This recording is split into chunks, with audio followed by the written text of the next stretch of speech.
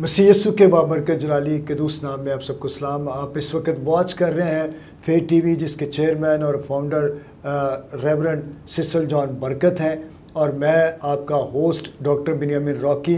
Programme कलाम के भेद में आप सबको वेलकम कहता हूं। आज हमारे साथ बड़े खूबसूरत खुदा के खादम मौजूद हैं।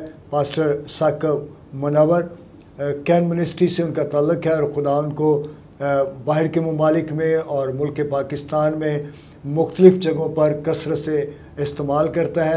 इससे पहले कि हम उनका बाकायदा तारुफ लें, आए हम अपनी आंखों को बंद करेंगे, अपने सर को झुकाएंगे और दुआ करेंगे। पाक जिंदा जलाली आसमानी खुदा, तू जो हमारा प्यारा खुदा है, अजीम है, भला है, तेरी शफ़क़त अबदी है और तेरी वफ़ादारी पुश्त दर पुश्त रहती है। आसमानी जलाली खुदा, तेरे खूबसूरत खादम के लिए तेरे शुक्रगुज़ार हैं। खुदा, जब आज तेरा बंदा तेरे कलाम की बातों को लोगों के साथ शेयर करे, बांटे, तो खुदा पाक खुदा उस कलाम के वसीला से लोग बरकत पाएँ। ज़िंदा जलाली आसमानी खुदा, अपने बंदा को, उसके ख़ानदान को और उसकी सारी चर्च मिनिस्ट्री को बरकत दे, ताकि तेरा नाम इज़्ज़त और जलाल पाए। हम फेथ टीवी के लिए भी तेरी बरकत चाहते हैं, फेथ टीवी के ऑनर के लिए, और खुदा पाक खुदा सारी टीम के लिए तेरी बरकत चाहते हैं। कदम ब कदम खुदावन फेथ टीवी बढ़ता चला जाए और तेरा नाम इज़्ज़त और जलाल पाए, यीशु के प्यारे नाम में, आमीन आमीन। पास्टर साहब, हम आपको फेथ टीवी पर वेलकम कहते हैं। Thank you very much. और बड़ा अच्छा लग रहा है आप आए हैं और खुदा के कलाम को आज ऑडियंस के साथ आप शेयर करेंगे, तो मैं दिल की गहराइयों से आपका शुक्रगुजार हूँ। बहुत और मैं चाहता हूँ कि आप अपना तारुफ दें, जो कुछ भी आप मिनिस्ट्री वर्क कर रहे हैं जैसे भी, तो मैं आपसे ये भी कहूँगा कि थोड़ा तफसील में जाके बताएं, ताकि ऑडियंस को पता चले, क्योंकि कई दफ़ा कुछ हमारी जो खिदमात होती हैं वो पोशीदा रह जाती हैं, लेकिन मैं समझता हूँ कि लोगों को पता होना चाहिए, ताकि लोग ज़्यादा से ज़्यादा आपके उन खिदमत पहलुओं से इस्तिफ़ादा हासिल करें। जी, बहुत शुक्रिया। सबसे पहले मैं नाज़रीन खुदा उनका शुक्र अदा करता हूँ इस फेथ टीवी के लिए, जिसका नाम ही ईमान पर है, और मेरा ईमान है कि ये फेथ टीवी ईमान ही के साथ काम कर रहा है और ईमान को प्रमोट करने के लिए लोगों के दिलों में खुदा के कलाम को पेश कर रहा है। क्योंकि मेरा मानना है, और खुदा के कलाम की भी तालीम यह है कि ईमान सुनने से पैदा होता है और सुनना मसीह के कलाम से। तो इसके लिए मैं बड़ी आजिज़ी के साथ और बड़ी शुक्रगुजारी की हालत में आली जनाब पादरी सिसल जॉन बरकत साहब का मशकूर हूँ, जिन्होंने इस बड़े इनिशिएटिव को लिया है ताकि वो यूट्यूब को, इंटरनेट को सहारा बनाकर खुदा के कलाम को दुनिया की तमाम अक़वाम तक पहुँचाए, और उन लोगों तक भी जो शायद चर्च आने से कतराते हैं, शायद वो अपने घर में रहना ज़्यादा पसंद करते हैं, वो अपने मोबाइल्स पर, अपने फेसबुक पर, अपने टीवी पर या अपने कंप्यूटर्स पर और लैपटॉप पर वो खुदा के कलाम को देख भी सकते हैं और फिर सुन भी सकते हैं। और खुदा आपको बहुत ज़्यादा बरकत दे भाई सिसल, और आपकी टीम को भी बहुत ज़्यादा बरकत दे। और मेरी दुआ है कि खुदा इस फेथ टीवी को पूरी दुनिया में कसरत के साथ इस्तेमाल करे, और ये एक ऐसा यूट्यूब चैनल बन जाए जिसकी व्यूअरशिप दुनिया में दीगर टीवी चैनल से सबसे ज़्यादा हो। और नाज़रीन, मैं आपसे ये भी इस्तदा किया चाहता हूँ इस मौका पर कि फेथ टीवी के नाम से जो हमारा YouTube चैनल है, इसे ज़रूर सब्सक्राइब कीजिए और साथ बेल का बटन भी ज़रूर प्रेस कीजिएगा, ताकि खूबसूरत नशरियात जो पादरी सिसल जॉन बरकत साहब, उनके host doctor reverend Binyamin Rocky साहब और दीगर जो इनकी टीम है वो पेश कर रही है, वो सारे प्रोग्राम बर वक्त आप तक पहुँच सके। आप अपने टैब पर, मोबाइल पर, लैपटॉप पर, कंप्यूटर पर इन्हें देख सकें, और न सिर्फ आप देखें बल्कि आप दूसरों के साथ बांटिए, ताकि इस तरह खुदा का कलाम फैलता चला जाए। मैं बहुत शुक्रगुजार हूँ सर आपका भी, और सिसल भाई आपका भी। खुदा आपको बहुत ज़्यादा बरकत दे। और मेरे लिए ये भी बड़े एजाज़ और इस्तेहकाक की बात है कि आज मेरे उस्ताद के साथ मुझे बैठने का मौका मिल रहा है। मुझे बताने में खुशी महसूस हो रही है कि पाकिस्तान डिसाइपलशिप सेमिनरी, जिसे हम PDS कहते हैं, ये कोरियन सेटअप है, और पादरी डॉक्टर हिजकियल सरोज साहब इसके प्रिंसिपल भी रहे हैं जब तक वो हयात थे। तो उसके बाद पादरी साहब वहाँ पर बतौर टीचर आए, और वहाँ हमें खुदा उनके खादिम से रोया के तौलिक से सीखने का बड़ा खूबसूरत मौका मिला। लीडरशिप के तौलिक से भी इन्होंने वहाँ पर सिखाया, और मेरे लिए आज बड़े प्रिविलेज की बात है कि मैं आज आपके साथ बैठा हूँ। और मेरी टांगे भी कांप रही हैं। ये भी बात मैं ज़रूर कहना चाहूँगा। God give you more blessing. आमीन sir, thank you very much. बाकी रही बात तारुफ की, तो तारुफ बड़ा मुख्तसर सा है, सादा सा ही बात यह है, साकिब मुनव्वर मेरा नाम है और खुदावंद मुझे पासबाना खिदमत के लिए इस्तेमाल कर रहा है। मेरी क्या औकात और मेरी क्या बसात कि मैं खुदा के कलाम के एक लफ्ज़, एक नुक्ते, एक शोशे को भी किसी जगह बयान कर सकूँ जब तक खुदा रूह कुद्स का हाथ, उसकी कुदरत, उसकी हजूरी और उसकी मामूरी मुझ पर ना ठहरे। Christ for all nation ministry से मेरा ताल्लुक़ है और खुदा ने ये रोया मुझे 2007 में बख्शी, और 2007 में जब ये रोया मुझे खुदा ने बख्शी तो उस वक्त हमने इसका नाम रखा था, दुआ में ही हमें ये नाम मिला, और इसको हम इख्तिसार के साथ कैन मिनिस्ट्रीज कहते हैं।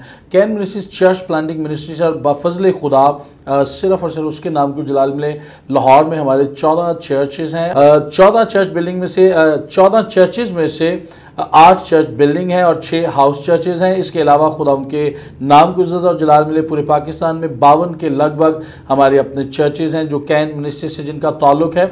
तो ये खुदा के नाम को जलाल देने के लिए हम पेश हैं। इसके अलावा हमारा जो पहला काम है वो ये है कि चर्च प्लानिंग। दूसरा काम हमारा ये है, हम चाहते हैं कि जो लीडरशिप है उनको इक्विप किया जाए, और इसके लिए हम क्वार्टरली बेसिस पर एक सेमिनार करते हैं। उसका नाम हमने रखा है evangelism and future challenges and threats, यानी मुस्तकबिल में दरपेश बशारत के लिए जो चैलेंजेस हैं और ख़तरात हैं। और उसमें बड़ा ख़तरा नाज़रीन मेरे नज़दीक ये है कि बहुत सारे ऐसे खुदा में एक बड़ी खेप तैयार हो चुकी है जो बाकायदा किसी सेमिनरी से तालीम याफ्ता नहीं है और खुदा के कलाम से भी वो नाबिल्ड हैं।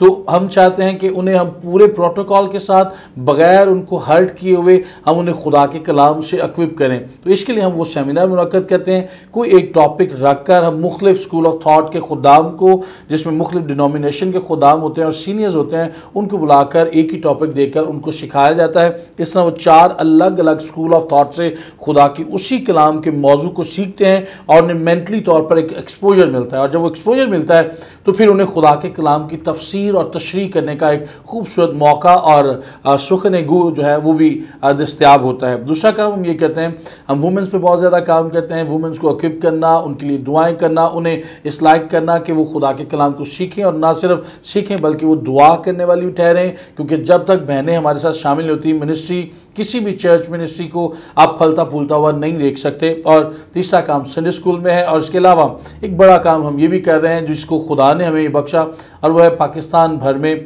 हम बाइबल डिस्ट्रीब्यूशन का काम सर अंजाम देते हैं। पाकिस्तान बाइबल सोसाइटी की तरफ से शाया करदा जो बाइबल है, जो रेगुलर बाइबल जिसे हम कहते हैं, वो बाइबल मुक़द्दस हम देते हैं, और फ्री डिस्ट्रीब्यूशन इस तरीके से है कि हम 150 रुपये फ़ी बाइबल हदिया लेते हैं तमाम अफराद से फ़ी बाइबल, और फिर यह है कि हम चर्चेस के थ्रू, पासबानों के थ्रू देते हैं। अगर आपको भी चाहिए हो आप हमसे रब्ता कर सकते हैं, लेकिन अपने पादरी साहब के थ्रू लेंगे और उन्हीं के थ्रू हम देते हैं। तो एक ये काम है, और ना सिर्फ पाकिस्तान में बल्कि खुदा ने मौका बख्शा हमें यूएई में भी, अजमान में, दुबई में, शारजा में भी हम बाइबल मुक़द्दस तकसीम कर चुके हैं, और इसके लिए सारा इज़्ज़त और जलाल खुदा के नाम को मिले। इसके साथ साथ नाज़रीन मेरे पास फिल वक्त तो दस्तयाब नहीं, लेकिन जैसे हमारे पास ये मोबाइल है उसी तरह एक ऑडियो बाइबल है, वो चार्जर के थ्रू वो चार्जेबल है। इसके साथ साथ अगर आपके पास चार्जर दस्तयाब नहीं है तो आप सूरज की रोशनी में रखकर भी उसे चार्ज कर सकते हैं। उसमें पूरा पुराना अहदनामा और नया अहदनामा भी दस्तयाब है। उसके साथ साथ जीसस फिल्म की जो उर्दू की फिल्म है डबिंग में, वो आपको वहाँ पर दस्तयाब होगी। उसके अलावा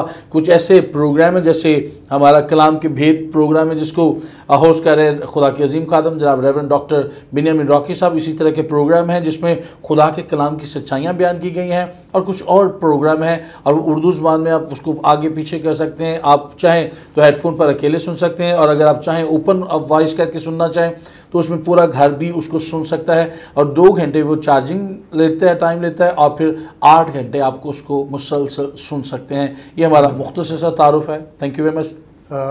बहुत अच्छा पास्टर साहब, आपकी काफ़ी चीज़ें जो बिल्कुल हट के हैं खिदमत में, तो खुदावंद इसके लिए आपको बहुत ज़्यादा बरकत दे और इस्तेमाल भी करे।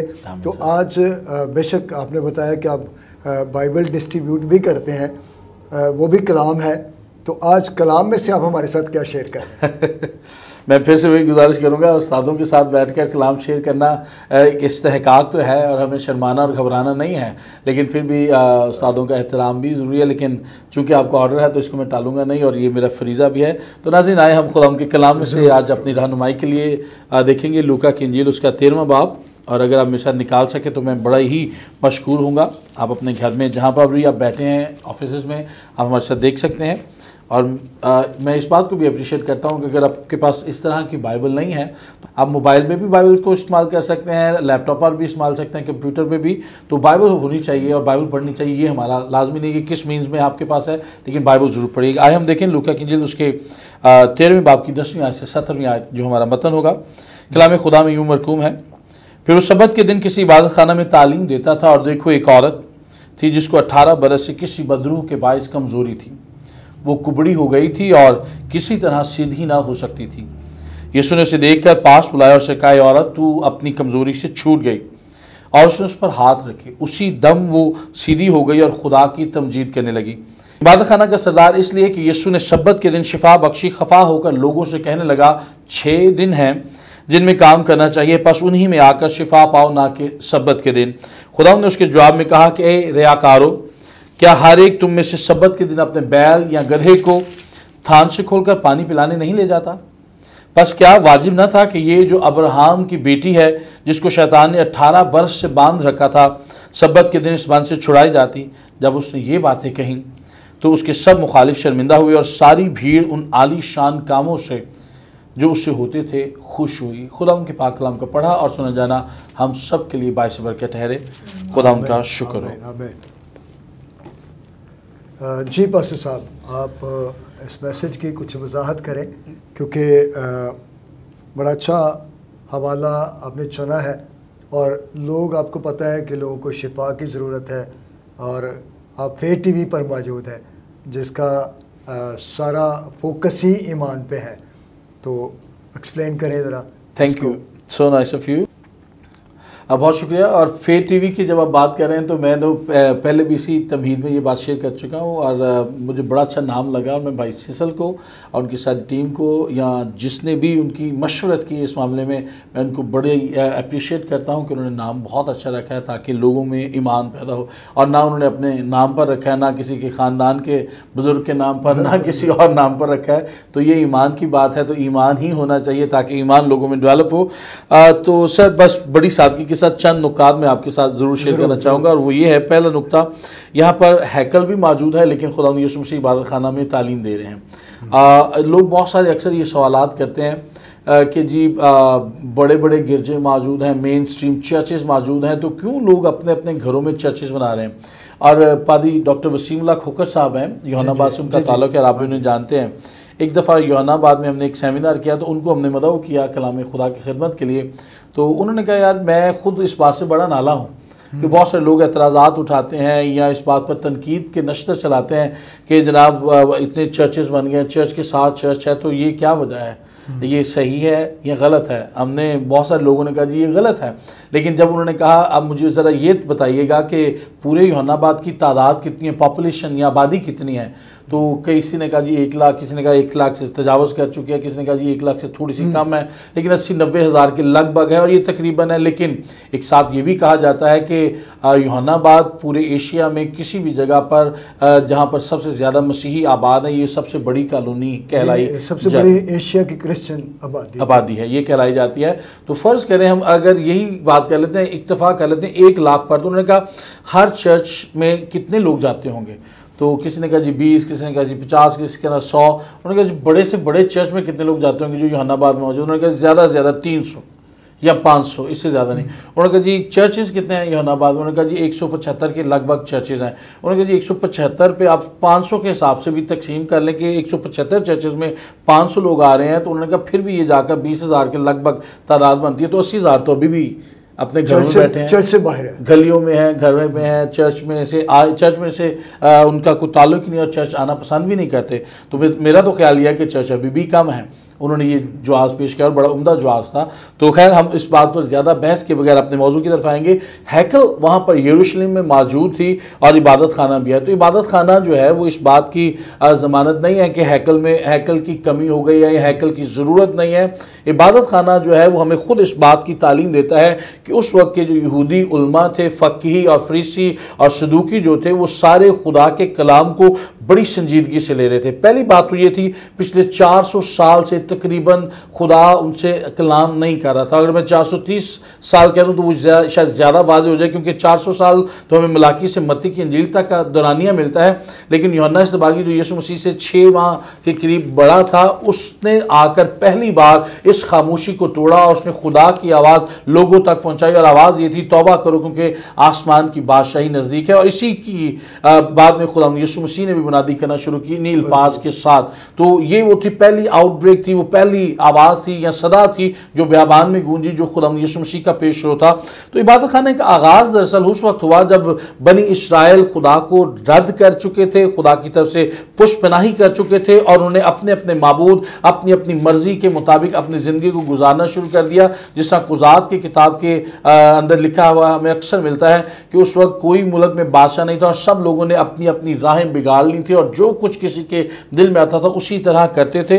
तो वहाँ पर भी यही मामला था, खुदा ने उन्हें असूर और बाबल की सीरी में भेजा और वहाँ उन्होंने इस बात को महसूस किया, रियलाइज़ किया कि हमें खुदा की ज़रूरत है, खुदा के बगैर हम कुछ नहीं है, खुदा के बगैर हम मर जाएंगे। उन्होंने फिर दरियाओं के किनारों पर, नहर के वार के किनारों पर उन्होंने बैठ बैठ कर खुदा से माफ़ी मांगी, इल्तिजाएं की, गिड़गिड़ाए, रोए और तौबा की। और फिर कुछ लोग इकट्ठे हुए, उन्होंने कहा कि हम यहाँ पर इबादत खाने बनाते हैं जिस इलाके में कम से कम 10 यहूदी आबाद होंगे या मौजूद होंगे, वहाँ पर हम ये इबादत खाना बनाएंगे। और इबादत खाने का मकसद ये था कि आने वाली नस्ल, मौजूदा नस्ल और बुजुर्ग जो हैं, तीनों नस्लें जो हैं, उनको डील किया जाए, उनको एड्रेस किया जाए और उन्हें खुदा के कलाम के फरमुदात और असूलात जो हैं वो इन पहुँचाए जाएँ, याद दिलाए जाएँ, ताकि वो असीरी में भी रहकर खुदा की बड़ी कुदरत को देख सकें। तो पहला सबक नाज़रीन मैं यही आपके साथ बांटना चाहूँगा और वो ये है कि अगर बनी इस्राएल जब असीरी में गए तो उनको खुदा ने ये एहसास और ये इदराक उनको दे दिया कि खुदा के बगैर वो कुछ नहीं है, तो आप और मैं, हम भी खुदा के बगैर कुछ नहीं हैं। आए हम अपने इबादत खानों की, अपने पासबानों की तजलील और तहकीर करने की बजाय या उन्हें नीचा देखने की बजाय हम उनकी डिग्रेड करने की बजाय हम उनकी इज्जत करें, उनकी हौसला अफजाई करें और खुदा के कलाम को सीखने में और ज़्यादा पेश हो जाएं, क्योंकि खुदा के कलाम के बगैर हमारी कोई बसात नहीं, कोई ज़िंदगी नहीं है। और शुक्र करें कि खुदा आपसे, मुझसे कलाम कर रहा है। और फिर टीवी का भी हम शुक्र अदा करते हैं कि ये भी खुदा की आवाज़ को लोगों तक, आप तक पहुँचा रहा है। सर, दूसरा नुकता इसमें यह है, 11वीं आयत में लिखा है, एक औरत, आपने मेरा नाम लिया या मैंने आपका नाम लिया तो मुझे पता है कि एक दूसरे का नाम लेने से हमें पता चल जाता है कि हम कौन से ख़ानदान से ताल्लुक़ रखते हैं, हम कितने ज़्यादा पढ़े लिखे हैं या कम पढ़े लिखे हैं, हमारा क्या बैकग्राउंड है। तो थोड़ा सा अगर पीछे चलें, 20-25 साल में अगर आपको पीछे ले जाऊं तो आप नाज़रीन इस बात के शाहिद होंगे और आपकी ज़िंदगी में ये मुशाहिदा होगा कि गाँव और देहात के लोग जो थे वो 20-25 साल पहले, अब तो शायद ज़्यादा मैं ये नहीं वसूख के साथ कह सकता, लेकिन उस वक्त ज़रूर था कि एक शख्स का नाम लिया जाता तो वो उसके दादा को, नाना को, उसके सारे घर वालों को जानते थे। आज तो खैर हमारे शहरों में तो ये रिवाज है, हमारे साथ वाले कौन है उन्हें उनका नहीं पता। हमारे घर में अगर हम किराए पर रह रहे हैं तो ऊपर वाले पोर्शन वाला नीचे वालों को नहीं जानता, नीचे वाला ऊपर वालों को नहीं जानता। हम इस तरह से खुद गर्जी की ज़िंदगी गुजार रहे हैं कि हमें अपने अलावा कोई और नज़र नहीं आता। तो यहाँ पर तो और ही कुछ मामला था कि अगर वो एक कौम, एक कबीले से हैं, एक ही इलाके, एक गाँव, एक शहर, एक देहात में रहने वाले हैं, तो अगर यहाँ पर उस औरत का नाम लिख दिया जाता तो उसका सारा नस्बनामा जो था वो सब लोगों के सामने आ जाना था कि ये ख़ानदान से ताल्लुक़ रखती है, ये इसकी ज़ादुम है, ये इसके वालिदियाँ, ये इसके खावन है और ये इसके भाई बहन है, सारा कुछ पता हो जाता। जिस तरह खुदा यीशु मसीह पर एक जगह पर कहा भी गया, क्या ये उसी बढ़ाई का बेटा नहीं यूसुफ का, क्या इसकी बहनें हमारे यहाँ नहीं, क्या ये याकूब और उसके भाई नहीं जो हमारे साथ ही रहते हैं। पास्टर साहब, हर काम में एक भेद पाया जाता है। जी बिल्कुल। यीशु मसीह, क्योंकि उसके तल्लुक़ से बाइबल मुक़द्दस में हमें मिलता है कि वो दिलों और गुर्दों का जांचने वाला है। शायद इसलिए शो नहीं किया गया ताकि पूरी डिटेल्स का पता ना चले, तो इसलिए उसे औरत कह के मुखातिब किया गया। और क्योंकि चर्च सिस्टम है, हैकल सिस्टम था, वो उसमें मौजूद थी, तो खुदा यीशु मसीह वहाँ पर उसको शिफा दे रहे हैं, तो इस वजह से भी हो सकता है। बिल्कुल, आप बिल्कुल दुश्मन है, ऐसा भी हो सकता है। तो गांव में आज भी यही सिस्टम है कि आप ख़ानदान के किसी एक फ़र्द का नाम लें तो वो पूरी डिटेल सामने आ जाती है, लड़ी पूरी दादा परदादा तक वो बता देते हैं कि जी हाँ, ये फ़लाँ नस्ल से है, फ़लाँ ख़ानदान से है। बिल्कुल ऐसे। तो मैं आपसे ये पूछना चाहता हूँ कि ख़ास तौर पर अरसे का जिक्र किया गया कि ये औरत जो है ये 18 बरस से बीमार है और कमज़ोर हो चुकी है, कुबड़ी हो चुकी है। तो मैं चाहता हूँ कि आप ऑडियंस को बताएं कि वाकई कुछ ऐसी बीमारियां हैं जो इब्लीस की तरफ से हैं और उनका हमें रिज़ल्ट भी नज़र आता है, कोई ना कोई प्रॉब्लम, बड़ी प्रॉब्लम। तो इस तरह से ज़रा ऑडियंस को बताएं कि लिखा है कि वो बदरू के बायस उसको कमज़ोरी थी और वो कुबड़ी हो गई थी, एक वाज़ा निशान भी है। तो इस तरह से बताएं, क्योंकि आज लोग शिफा के लिए तो जाते हैं, लेकिन उसके पीछे जो मेन मसला है उसको भी हम सबको समझना चाहिए कि इसकी असल वजह क्या है। बिल्कुल, कुछ बीमारियां लड़ाई झगड़ों की वजह से हैं, कुछ इब्लीस की वजह से हैं और कुछ हमारी अपनी गलतियों की वजह से हैं। तो ज़रा एक्सप्लेन करें ताकि। जी ज़रूर, thank you very much sir इस खूबसूरत मौके के लिए। और आपने बहुत अच्छी इसकी तौज़ीह पेश की कि एक वजह ये भी हो सकती है कि खुदावंद उसका नाम खुद से शो नहीं करना चाहता, इसमें कोई दो राय नहीं है। लेकिन मैं इसको मैं एक और तरफ इसको लेके जाना चाहता था। वो भी ठीक है आपकी बात, मैं उसके साथ भी एग्री करता हूँ। लेकिन मैं सिर्फ बताना ये चाह रहा हूँ, यहाँ पे इस औरत की कोई शनाख्त पेश नहीं की गई और असल में रूट भी यही है। मैं अगर सिर्फ शिफा को बयान करूँगा तो वो तो ज़्यादा इसकी आखिरी आयतों में कि यीशु ने हाथ रख के शिफा पाई और मैं जल्दी इसके साथ आपको जज्बात मिले और आप मेरे लिए तालियां बजाएं और आप खुश होकर कहें जी हाँ जी मैं भी शिफा पाना, जो एक लंबी लाइन लगा दें। लेकिन मैं ज़ाती तौर पर नाज़रीन इस बात के सख्त मुखालिफ हूँ, लेकिन मैं रद्द नहीं करता। आज भी हाथ रखने से शिफाएँ मिलती हैं। खुदा ने आज भी मौज़े करने की कुदरत कुछ खुदाम को दे रखी है, ये तोड़े, ये टैलेंट्स उनके पास हैं। लेकिन आए मैं असल में जिस तरह पादी साहब फरमा रहे हैं उसी तरह मैं भी अर्ज़ करना चाह रहा हूँ कि जिस्मानी शिफा काफ़ी नहीं है। जिस्मानी शिफा से पहले खुदा ने जो काम किया ज़रा हम उसको देखने की कोशिश करें। और वो मैं आपको बताना चाहता हूँ, एक औरत क्या क्या मुखातिब किया गया, यानी कोई आइडेंटिटी नहीं है। और यहूदी माशरा जिस माशरे में ये बाइबल मुक़द्दस या ये इंजील का हिस्सा लिखा जा रहा था, उस दौर में तो औरत की बिल्कुल इज्जत नहीं थी। और यहाँ पर यीशु मसीह कैसे उसको इज्जत देता है ये बात भी देखते हैं। और आज जिस माशरे में 2020 में मैं और आप रह रहे हैं, ज़िंदगी बसर कर रहे हैं, इस माशरत, इस सकाफत में भी आज भी औरत को पाँव की जूती समझा जाता है। और कहने को हम कहते हैं जी हम औरत की बहुत इज़्ज़त करते हैं, हमारा मज़हब, हमारा दीन, हमारा ये, हमारा वो, ख़वातीन को बहुत इज़्ज़त देता है। लेकिन अपनी ज़ाती ज़िंदगी में सिर्फ मुशाहदा कीजिएगा, ख़वातीन सुबह से शाम तक, बल्कि रात गए तक अपने घरों में, किचन में, काम काज में, बच्चों को संभालने, कपड़े प्रेस करने, दीगर कामों में मसरूफ़ हैं। मैं और आप मर्द होते हुए सिर्फ दफ्तर से काम करके आ जाएंगे या वैसे ही बाहर से चक्कर लगा के आ जाएंगे तो एक जूती उधर, दूसरी जूती उधर हम फेंक देंगे और फिर हम नहाने चले गए तो टावल भी हमें बीवी है, हमारी बेटी है, हमारी बहन जा के देगी, साबुन भी वो रखेगी, तेल भी वो रखेगी, हर काम के लिए काम होगा। बाद में गिला क्या होगा, तुसी तो सारा दिन घर रहिंदियां वेलियां कर दियां की हो। यानी आपका कहने का मतलब है प्रैक्टिकली लाइफ में रिस्पेक्ट नहीं है, प्रैक्टिकल रिस्पेक्ट नहीं है। तो इसी तरह ना सिर्फ प्रैक्टिकल लाइफ में औरत की रिस्पेक्ट नहीं, प्रैक्टिकल लाइफ में हम मसीह भी नहीं हैं। हम सिर्फ रसूमाती हैं, मजहबी मसीह रह गए हैं, अमली तौर पर हम मसीही नहीं हैं। लेकिन खैर हम अपने मजमून की तरफ ही रहते हैं तो वो ज़्यादा अच्छा है।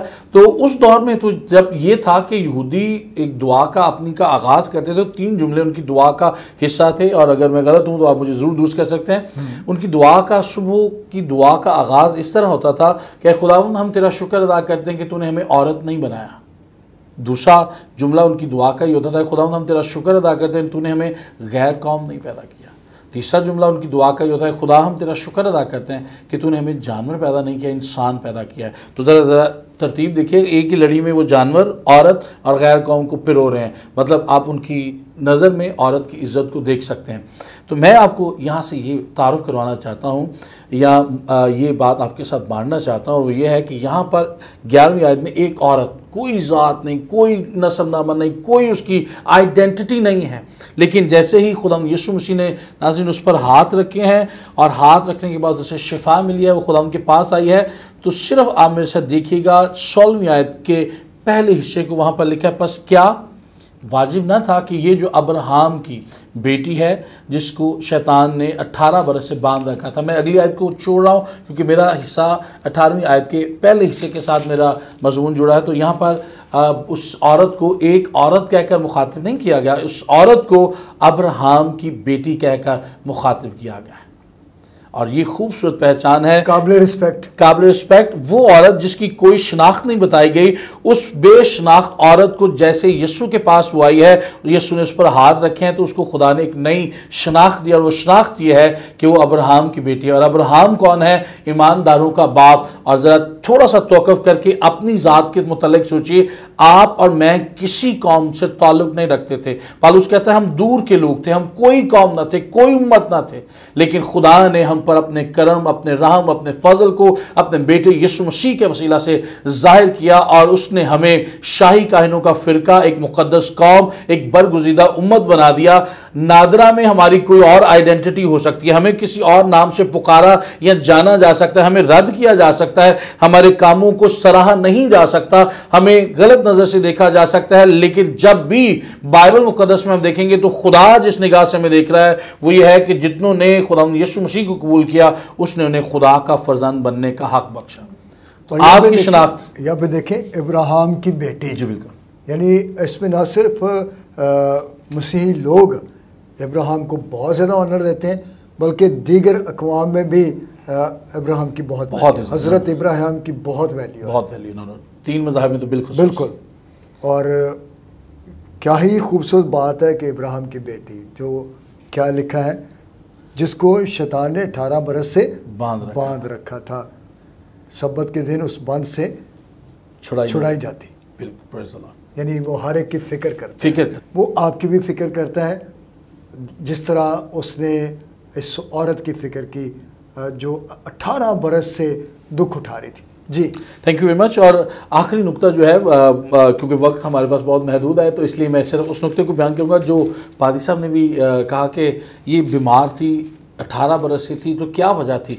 नाज़रीन ज़रा गौर कीजिएगा, खुदा ने जितनी भी मखलूक़ात बनाई हैं, सारी मखलूक़ात में से सिर्फ इंसान एक ऐसी मखलूक है जो तन कर सीधा खड़ा होता है या खड़ी होती है। और अगर आप परिंदों को देखें तो उनके पर तो बेशक खुले होते हैं, लेकिन उनका झुकाव नीचे की तरफ होता है, और जानवरों को देखें तो उनके पाँव भी नीचे की तरफ हैं और हाथ भी टोटली वो नीचे की तरफ झुके होते हैं। यहाँ पर जो कुबड़ी के लिए यूनानी लफ्ज़ इस्तेमाल हुआ है, उसका मतलब ये नहीं कि थोड़ा सा हल्का सा कमर में खम है या जिस्म में खम है, ये बिल्कुल जैसे यू का लफ्ज़ होता है ऐसे, अगर आप यू को देखें तो इसके पाँव भी नीचे की तरफ लगे थे, ये बिल्कुल जानवरों की हालत के बराबर आ गई थी। इसलिए खुदा यीशु मसीह ने बैल या गधे की इस्ताराती जो इस्तिलाह है उसको इस्तेमाल करते हुए बताया कि जैसा बैल या गधे को आप खोल कर लाते हैं, तो ये भी बांधी गई थी 18 बरस से, और किसी तौर पर भी सीधी ना हो सकती थी। कम अरसा नहीं है, एक लंबा अरसा है। तो याद रखिएगा, खुदा ने हमें झुकने के लिए पैदा नहीं किया, खुदा ने हमें तो तन कर खड़ा रहने के लिए पैदा किया है, ताकि हम ईमान के बानी और कामिल करने वाले यीशु को तकते रहें, उसकी तारीफ, उसकी सिताइश करें। तो ये इब्लीस था जिसने हवा और आदम को गुनाह में डालकर अपना तसल्लुत उन पर कायम कर लिया, और तब से लेकर अब तक हम गुनाह के सबब से जानवरों जैसे मिजाज अपनाए हुए। आज बहुत सारे इंसान तो हैं, लेकिन उनमें जो जिबिल्लतें हैं, उनमें जो जज्बात हैं, वो जानवरों जैसे हैं। माँ बाप को बुरा भला कहना, लूटना, चोरी करना, जिनाकारी, हरामकारी, ये इंसानों के काम और फेल नहीं है, ये जानवरों के काम है। लेकिन देखिए, जब यीशु मसीह आया है तो यीशु ने उसे दोबारा इंसानियत की मेराज पर, मनसब पर बहाल किया है। तो मैं आपसे आहिस्तगी के साथ और बड़ी आजिज़ी के साथ ये गोशगुजार करना चाहता हूँ कि खुदा के अलावा कोई हमारे मनसब पर बहाल नहीं कर सकता, ना कोई NGO, ना कोई अदारा, ना कोई इंसान, ना कोई और शख्सियत, ना कोई पैसा। हमें अगर शिफा पानी और हकीकी शिफा पानी है तो उससे पहले हमें रूहानी शिफा की फिक्र करनी है। हम रूहानी तौर पर जब शिफा पा जाएंगे तो जिस्मानी शिफा खुदा खुद ब खुद हमें दे देगा। और यहाँ पर हमने उस शिफा को भी देखा, खुदा रूहानी और जिस्मानी दोनों पहलुओं पर काम कर रहा है, लेकिन रूहानी पहलू पहले है। ओके, बहुत शुक्रिया, हमने बड़ी खूबसूरती से इन सारी चीज़ों को बयान किया। तो नाजरीन, मैं आपसे कहना चाहता हूँ, यकीनन आपने आज के प्रोग्राम के वसीला से बरकत पाई है, जिसमें खुदा के खादम पास्टर साकिब मुनव्वर ने बड़ी खूबसूरती के साथ इस मैसेज को हम सब तक पहुंचाया, आप तक पहुंचाया। तो जो भी इस मैसेज के तलक से आपकी गवाहियाँ हो, आपने बरकत पाई है, तो नीचे दिए गए व्हाट्सएप पर आप राब्ता कायम कर सकते हैं, अपनी बातों को हमारे साथ शेयर कर सकते हैं। और कोई मुफीद मशवरा अगर आप फेथ टीवी के लिए देना चाहते हैं तो उसको भी ज़रूर हमारे साथ शेयर करें, ताकि ये फेथ टीवी और ज़्यादा खुदा उनमें तरक्की करे। और लास्ट में हम पास्टर साकिब मुनव्वर के साथ मिलकर आप सब के लिए दुआ करेंगे ताकि आप इस दुआ के वसीला से भी बरकत पाएँ। बहुत शुक्रिया जी, मैं दुआ ज़रूर करता हूँ। आए नाज़रीन, इससे पहले कि हम दुआ करें, मैं आपके साथ एक बात ज़रूर शेयर करना चाहता हूँ, बात बड़ी आज़ी के साथ है। वो ये है कि फेथ टीवी आपकी दुआओं का मशकूर। हम शुक्रगुज़ार हैं खुदा के अजीम खादिम आली जनाब पादरी सिसल जॉन बरकत साहब के लिए कि खुदा ने ये रोया बख्शा। लेकिन मैं आपसे ये गुजारिश करना चाहता हूँ कि फेथ टीवी के पार्टनर भी बनिएगा अपनी दुआओं के वसीला से और अपने माली हदिया जात के वसीला से, ताकि फेथ टीवी जहाँ पर आप नहीं जा सकते और खुदा का कलाम अभी नहीं पहुँचा, दुनिया में अभी भी 4.6 बिलियन के लगभग लोग मौजूद हैं जिन्होंने एक बार भी खुदा यीशु का नाम नहीं सुना। उन्हें अनएंगेज्ड और अनरीच पीपल ग्रुप्स कहते हैं। तो आपकी दुआओं और आपकी माली हदियों से फेथ टीवी उन इलाकों, उन लोगों तक, उन पीपल ग्रुप्स तक पहुंच सकता है। तो इसमें आप हमारे साथ खड़िए ताकि खुदा के कलाम को हम सारी दुनिया में फैला सकें। आए हम दुआ करें।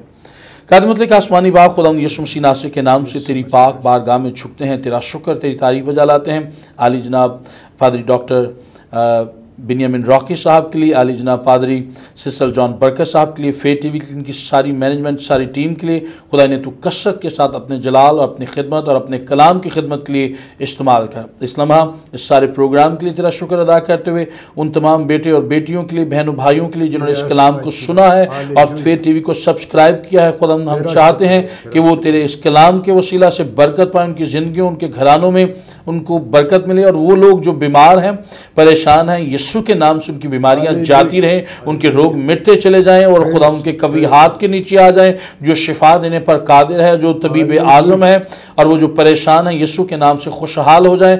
और बिलखसूस मैं ये दुआ करता हूँ जितने भी बेटे और बेटियां देख और सुन रहे हैं, जितने भी है खुदा लोग देख और सुन रहे हैं, खुदा उनमें से हर एक को तो अपनी बरकतों से माला माल कर उन्हें अपनी ज़रूरत या ख्वाहिश के लिए कभी भी किसी इंसान के आगे हाथ ना फैलाने पड़े, बल्कि तेरी जनाब से उनकी सारी ज़रूरतें और ख्वाहिशें सदा पूरी होती रहें। ये सब कुछ तेरे बेटे अपने खुदा यीशु का वास्ता देकर मांगते, सुपा लेते हैं, बख्श दे, आमीन।